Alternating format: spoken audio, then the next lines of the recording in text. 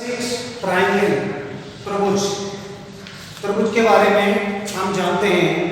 तीन भुजाओं से घिरी हुई आकृति को हम त्रिभुज कहते हैं। त्रिभुज के तीन शीर्ष होते हैं, तीन कोण होते हैं, तीन भुजाएं होती हैं, तीन माध्यिका होती हैं, तीन शीर्ष लंब होते हैं। अब त्रिभुज का एक चैप्टर है, इसमें सबसे पहले हम प्रमेय पढ़ेंगे। एक त्रिभुज ABC, AB पर एक बिंदु B, AC पर एक बिंदु E, यदि DE समांतर है BC की, तो सिद्ध कीजिए AD बटे DB बराबर AE बटे EC। सिद्ध करना है, ये समांतर रेखा इसको समान अनुपात में विभाजित करती है। सबसे पहले हम ज्ञात है ABC एक त्रिभुज है,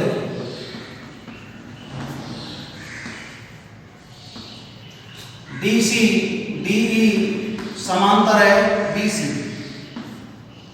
हमें जो सिद्ध करना है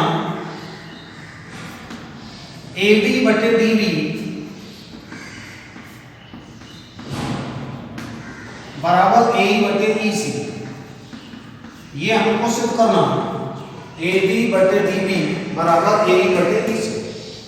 अब इसमें रचना, आगे हेडिंग आएगा रचना। रचना में D से AE पर लंब डाल दिया DM, मतलब DM,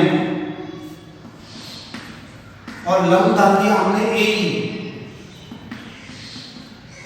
इसी प्रकार EN लंब डाल दिया AD।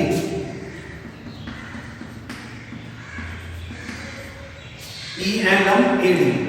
DC तथा BE को मिलाया, DC तथा BE को मिला।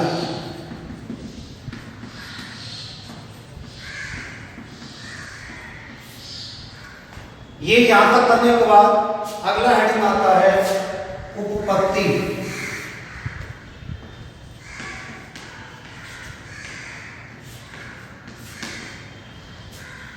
सबसे पहले त्रिभुज ADE का एरिया, अगर किसी त्रिभुज का आधार और लंब दिया है तो उसका एरिया ज्ञात करने के लिए फॉर्मूला 1/2 आधार इंटू ऊंचाई या लंब। तो एरिया त्रिभुज ADE बराबर होगा 1/2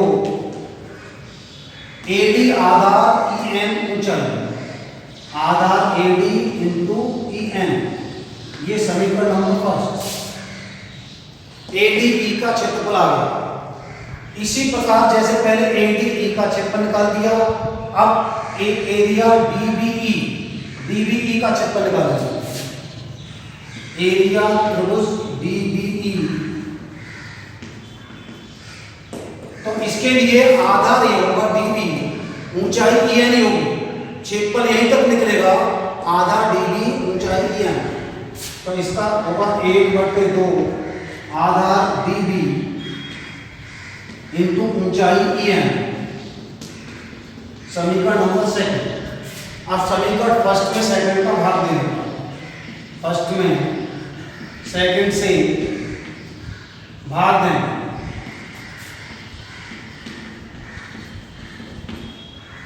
एरिया त्रिभुज ADE अपॉन एरिया त्रिभुज DBE is equal to 1/2 AD into EN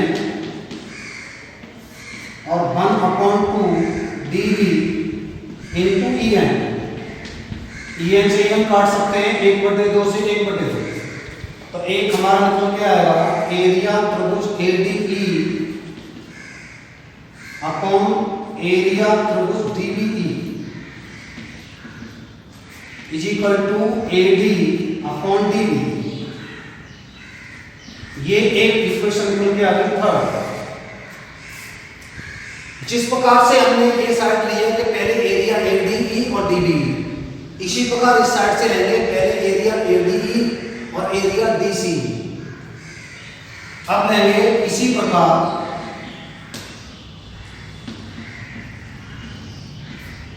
area त्रिभुज ADE। अब AD का क्षेत्रफल पहले हमने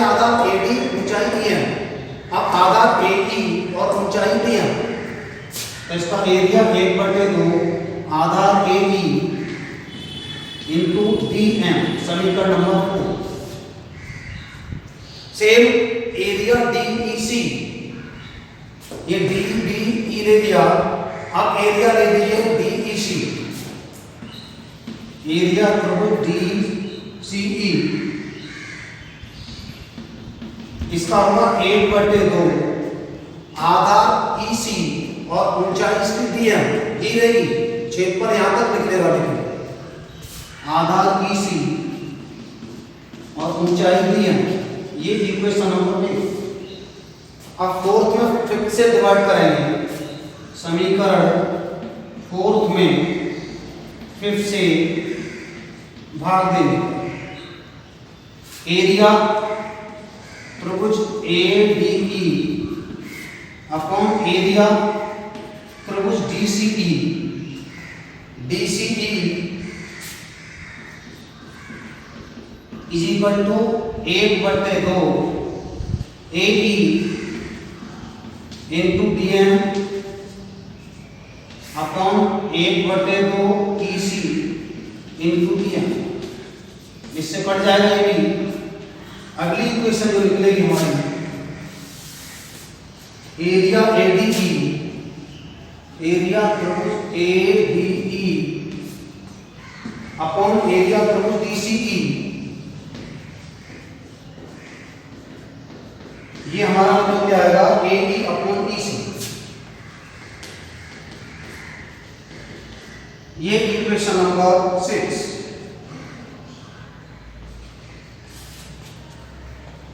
अब हमें थर्ड और सिक्स से देखना है, इन दोनों से हमें जो सिद्ध करना है वो आंसर लेके आना है।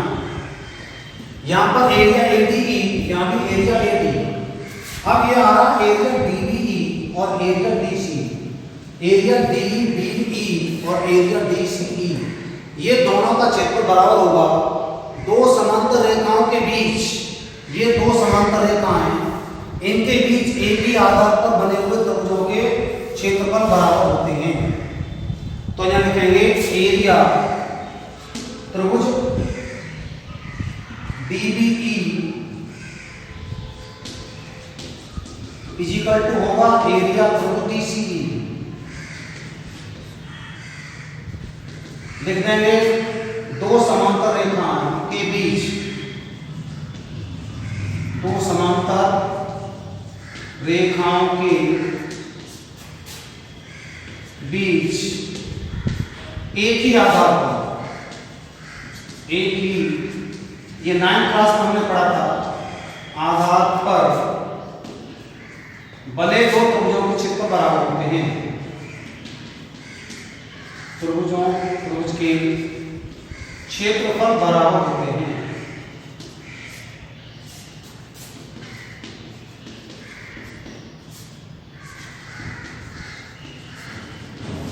अब देखिए दोनों का क्षेत्रफल अगर बराबर मान लें हम, तो इसकी जगह भी मान लीजिए x लिखते हैं, इसकी जगह भी x लिखते हैं, फिर इन दोनों समीकरणों की अगर तुलना कर दें तो AD/DB बराबर AE/EC जो हमें सिद्ध करना है। अब यहाँ लिख सकते हैं अतः एरिया त्रिभुज DBE बराबर एरिया त्रिभुज DCE बराबर मान लो x। अब इस समीकरण में यहाँ पर हम एरिया त्रिभुज ADE बटे x बराबर AD/DB, ये समीकरण नंबर 7। ऐसे इसमें रख सकते हैं एरिया त्रिभुज ADE बटे इसकी जगह DCE की जगह भी हम क्या लिख सकते हैं x, ये हमारा AE अपॉन EC, ये समीकरण नंबर 1।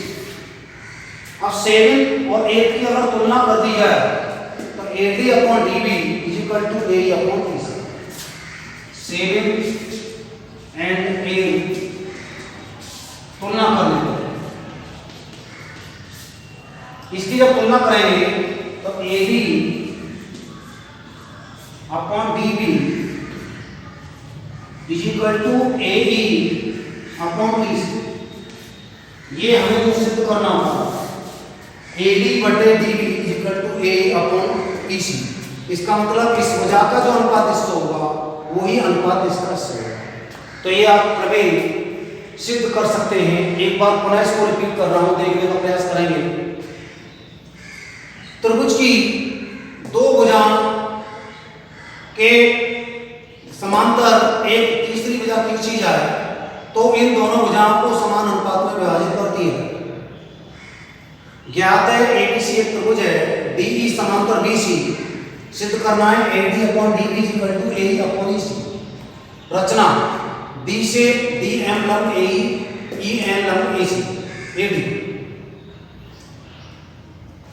BE और DC को मिलाया, यहां तक हम कर सकते हैं। इसके बाद उत्पत्ति एरिया त्रिभुज ADE, ADE का क्षेत्रफल 1/2 आधा AD और लंब EN, पहली समीकरण। DBE का क्षेत्रफल 1/2 आधा DB लंब EN, समीकरण फर्स्ट डिवाइड सेकंड। इसको हल करके तीसरी समीकरण निकल के आ जाएगा। इसी प्रकार इधर से चलेंगे, एरिया ADE 1/2 आधा AE लंब DN, एरिया DCE 1/2 आधा EC लंब DN। इसमें भी डिवाइड कर देंगे, इससे ये समीकरण निकल के आ जाएगा। अब इन दोनों समीकरणों को ध्यान से देखना, जो एरिया DBE का है वही एरिया DCE का है। ये लिखा हुआ है दो समांतर रेखाओं के बीच एक के आधार पर बने त्रिभुजों के क्षेत्रफल बराबर होते हैं अगर वो दो समांतर रेखाओं के बीच है। तो जो एरिया DBE का है वो एरिया DCE का है। और इसको मान लिया हमने x, इसकी जगह भी x, इसकी जगह भी x। फिर दोनों की तुलना करेंगे, AD upon DB equal to AE upon EC। तो ये प्रमेय सिद्ध हो गई। इसको तैयार करेंगे, इस प्रमेय के आधार पर ही हमें क्वेश्चन सॉल्व करने हैं। Thank you.